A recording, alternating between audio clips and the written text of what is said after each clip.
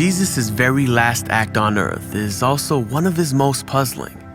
He ascends into heaven to be seated at the right hand of the Father.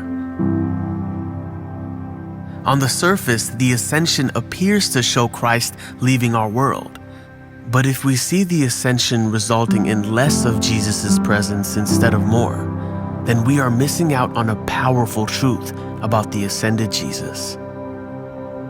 When Jesus encounters Mary Magdalene after his resurrection, she throws her arms around him. She had lost him once, and she would never lose him again.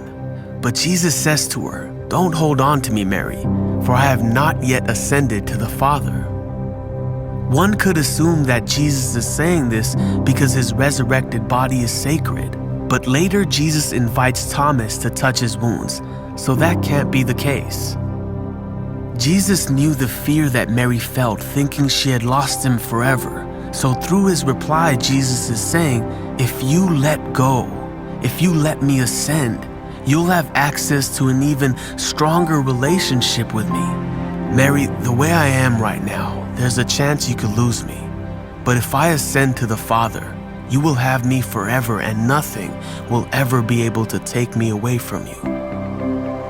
His presence would come through the Holy Spirit, who is not merely a force, but a person who would come in his place.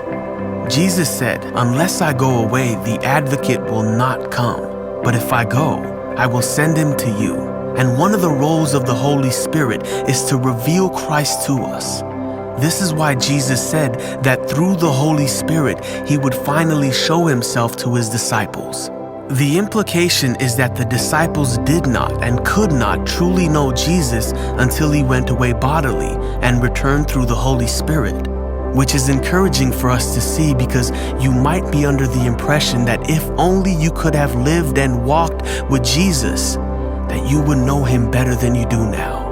But you'd be wrong. Before Jesus died, the Holy Spirit had not been released into the world in this powerful way, and you can only know Jesus fully through the Spirit's influence, as he shows you in the shadow of the cross how high and long and wide and deep his love is for us.